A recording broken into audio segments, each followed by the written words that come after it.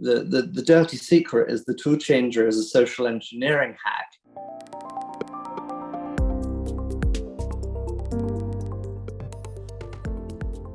For the context of anybody that doesn't know you or anything about what you're doing, if for some reason that's the case, they might have found themselves at the wrong place on the internet. But do you mind explaining, who you are, who E3D is, and what you do there? E3D, we are a company who make extrusion systems for 3D printers.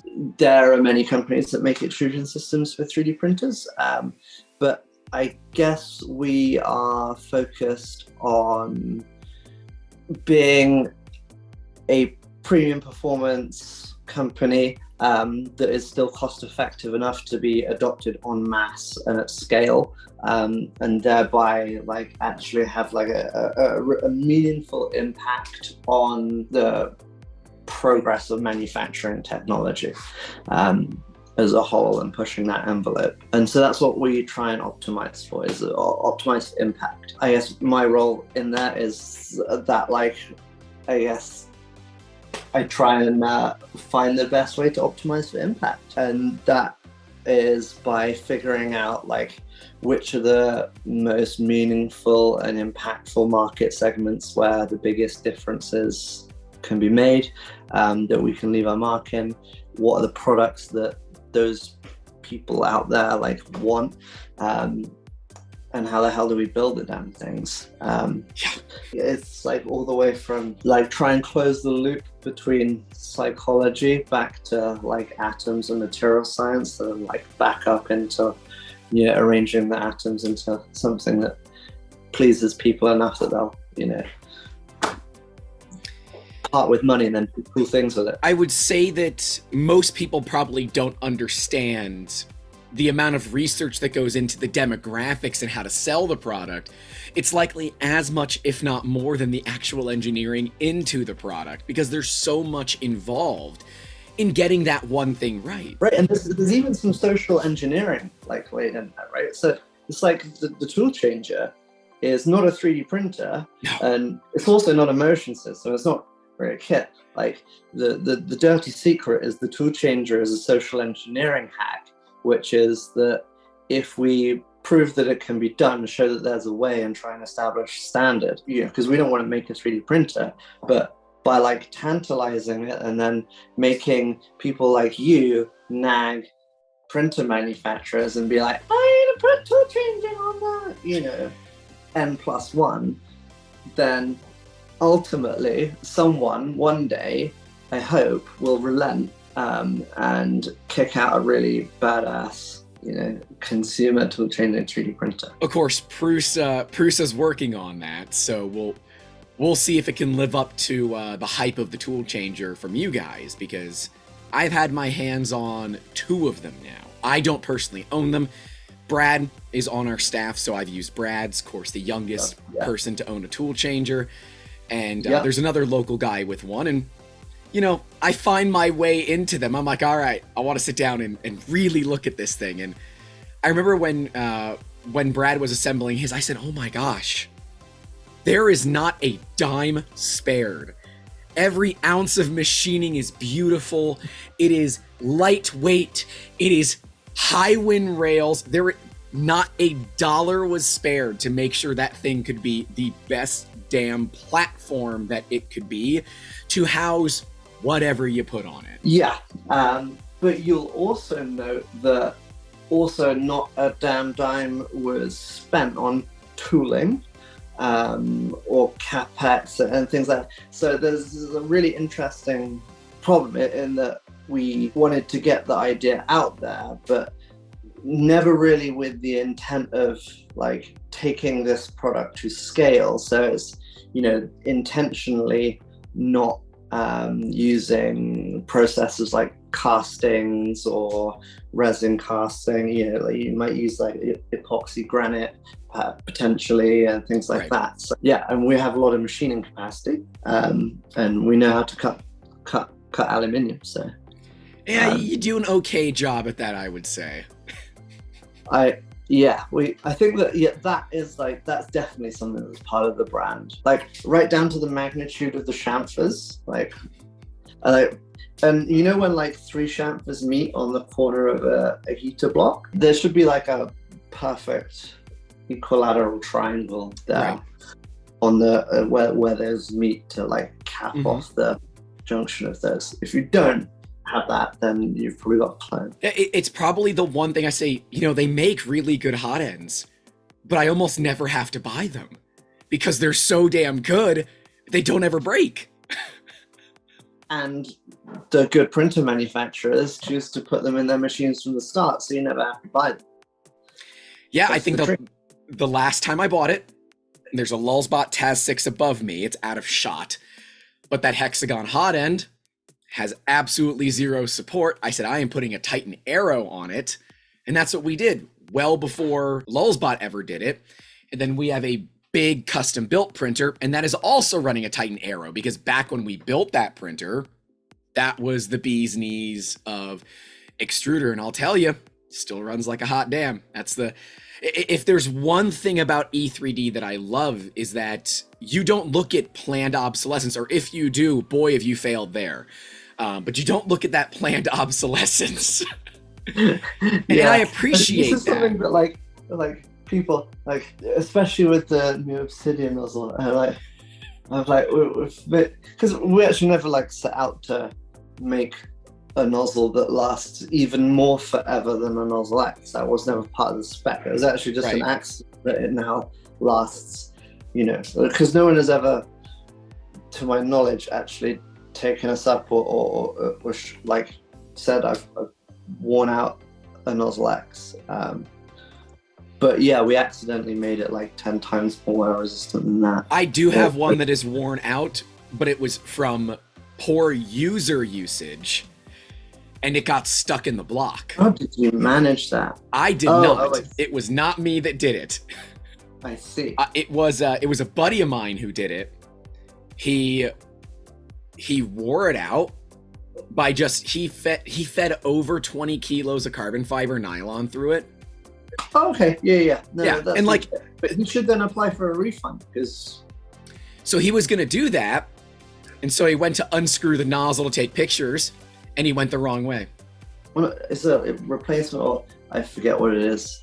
Anyway, whatever. Like, if there is anyone, I would love to know. I would really, really, genuinely love to know what those use cases are, because if there are ways we can improve it, but basically no one has ever come back to us and said, I'd really like these Nozzle X's, but now like with even more wear resistance. Well, he decided to try to remove it with a blowtorch. So at that point, okay.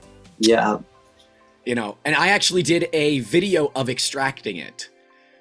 Hilariously, didn't need a torch. I ended up using one, and then I ended up cutting the block in half because I wanted to see what went wrong. He tightened it instead of loosening it. Yeah, that do it. But I mean, if you can show us because genuinely, I would love to have that nozzle, because I would love to section it and like put it under micrograph, and because there are lots of there's lots of interesting stuff to be learned, because you know we use XTCF20 as a benchmark. That's not like to play favorites among filament manufacturers in any way. It's just because that is the first majorly commercially available and like used, and that is still available, unchanged broadly material. It was the first one that came out, and so it was the first material that we were like, this is ripping through a brass nozzle pretty quick, You just look at a brass nozzle with carbon fiber in your mind and it's gone. Yeah. And so we're like, maybe we should look into doing something about that. And yeah. Like, I've still got original hardened nozzles that haven't worn out. We have tons and tons of data, right? Going way back, and all of that's done for XCF20. But the different ways that you chop and or mill, and they're not the same chopped and milled carbon. Very different. And some people use a blend of chopped and milled, and some is pure chop, and some is like really just like the dregs of the milling process. Just powder sprinkled in there so they can call it carbon fiber. Call it carbon, charge you $50 for it. Yeah, exactly. But like your flexural modulus has not gone up by 1 damn gigapascal. So, but they actually have quite different wear characteristics, and it's super interesting. Like when the fibers get like to some meaningful length approaching the orifice diameter, you end up with this on a brass nozzle, this really weird wear pattern where you start to see this happen. So actually so oh my god, I'm going to do really badly at like air. You got the hole on the inside goes up like that, and then it should become straight, and then there's the tip flap, right? So the inside of the bore, it does that, right? Instead of, you think just like you think it would just waller the whole thing out, flares like that or something. But it doing that, like, I was like, what the frick is this wear pattern? I was like, what's going on here? Until I finally figured it out, right? It's because the fibers align with the laminar flow, because that's what those fibers are want to do. And polymer flow very laminarly. Like you cannot induce turbulence in a polymer.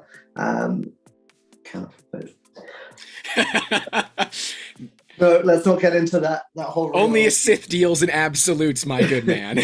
Yeah, but yeah, what's happening is there's those fibers that are coming off the sides of the cone, the pointed ends of them, which is the sharp, hard. Oh, they're contacting the sides. But then it rotates, right? And that's what does. Dude. But you get different. Right, and so the chop, and whether it's chopped or milled, and the chop length affects that. Right, right. See, when I say we've got a lot of data, like if there's a nozzle that's had 20 kilos of anything abrasive put through it, I would absolutely love to have that nozzle back. And I don't care whether it's been blow torched, whether it's been. Yeah, I was gonna say, don't test its shore hardness, because it definitely ain't there anymore. Right, but like that's okay, as long as we know those things. Like, but if someone has worn out a Nozzle X, like we want to have it back, not just to verify that that's not our reasoning. It's not just like to deter people from like claiming on the warranty. It's because like we want the data, man. We want to like. How have you managed to do this? And what was it like? Yeah, we're not mad. We're impressed. Yeah, exactly. Like that's literally it. We're not mad. We're impressed. And I would like to know more about your use case. Well, and I think a lot of this comes back to, you guys are constantly pushing that envelope of what is viable out there for the consumer market, right? I started in 2008. In the rep program, like right at its inception, effectively. Like I remember talking with some of the big people now in Google Plus. Oh man, got to take that back a bit to get there. But IRC was where all the cool kids were at pre-Google Plus. And, is IRC even still around? Probably is. There's still a rep of IRC, yeah. I've not been around there for a while, but yeah. Of course, now, with Discord, a lot of us are communicating there. There's the Reddits, and of course, the myriad of Facebook groups that have a myriad of success rates with different. I'm not going to get into Facebook groups. We're going to do a whole video on that and some of the weird things that people say on Facebook about 3D printing. We love all of our users. Yeah. Equally. Just some we love more equally than others. I have to agree with that, right? Because there are people that I know in this industry that just abuse components. And I'm like, I really don't like that you do this, but I am fascinated to see the failure modes, right? Right. And this is part of the next level of what we're doing at E3. Like the spec for Revo is no tools, no documentation, no presumption of experience or knowledge. You saw my videos about the Revo, and I was clearly quite impressed. I mean, just from outwardly seeing it. And I've never held one, right? So there are a lot of beta testers out there like, this guy, he's talking all about it, but he don't got one. But I saw that and I said, oh my God, they've solved literally the biggest problem that everybody has with the V6. What's really interesting, what's super interesting, is you go and watch the Melt Zone podcast with Stefan and Tom. Right.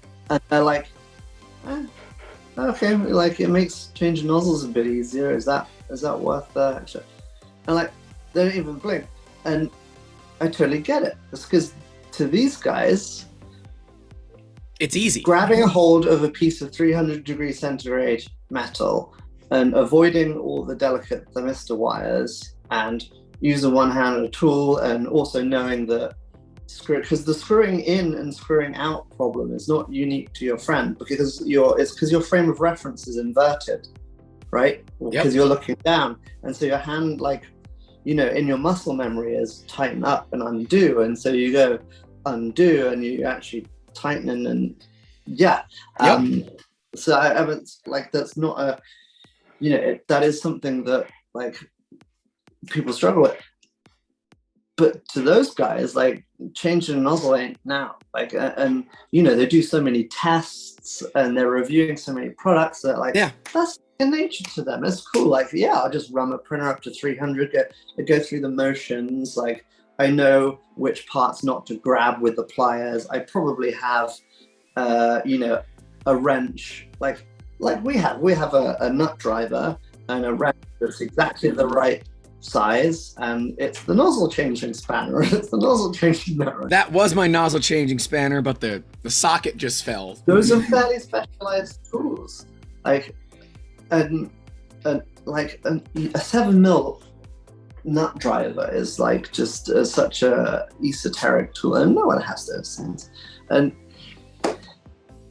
not breaking your printer in the process. To those guys, it's like, oh, well, you've made nozzle change like a bit more convenient, I guess. I hate changing but is it worth the extra cost? Yeah, it's something that I despise. One, I've got a bad back, so bending over to get it sucks. But then two, you're right. You know, on something like a Prusa, you gotta drop off the fan, the heat, what the hell is it? To get access, you get the shroud. Yeah, the shroud. There it is. Yeah, you got to drop off the shroud, and then you got to make sure you don't cross the heater wires. If you do that, you're going to short your motherboard out. Oh yeah, because those are basically not bare, but like if you bend it, like, it's bare enough, right? I mean, I'm not going to say I've done it before, but the heater has to be live and receiving power whilst it's at 300 degrees centigrade. So it's electrically live and at 300 degrees. Connected to your precious electronics. And then, of course, you have to move so fast so that your metal tools don't wick away all the heat and your printer goes into thermal runaway. You can't do that. You gotta be quick. So it's like, all right, I gotta grab the 300C thing and I gotta move with the precision of a surgeon, with the speed of, you know, a long distance runner.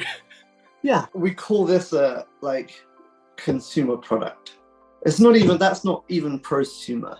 That's like barely, like, you know, that's still in like TRL levels, you know, like. Well, and I think there's been a benefit, right? The benefit is that, at least for a little bit, the fact that particular problem was quite troublesome to people, it kept people that maybe shouldn't be using 3D printers from using them. But it's gotten to the point where, the process is so bad that manufacturers, a lot of them, won't even mention nozzle changing or support any kind of nozzle changing.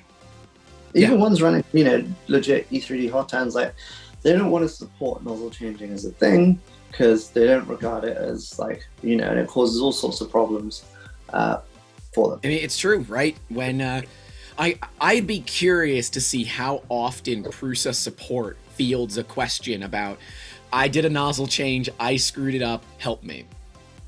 Yeah. It was all about the nozzle changing on the Revo and how easy it's made it. I don't think the overall consumer market, and I'm going with the people that have not used an E3D, I don't think they're ready. I don't think they're ready for how easy this is about to become.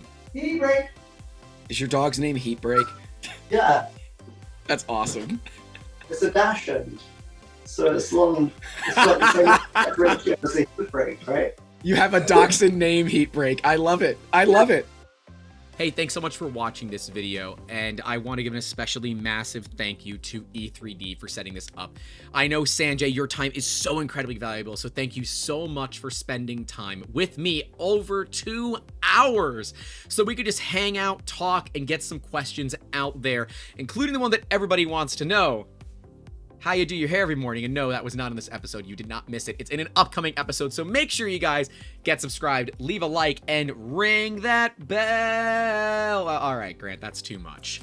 But ring that bell. That way you know when the next episodes come out of the Sanjay series.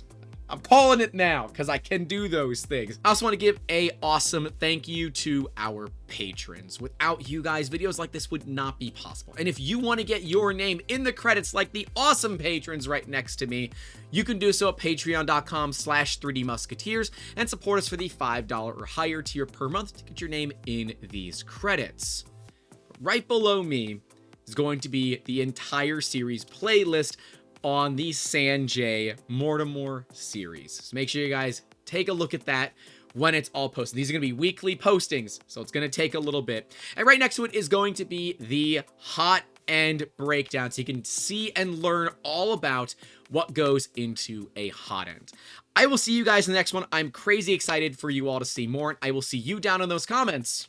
Take care.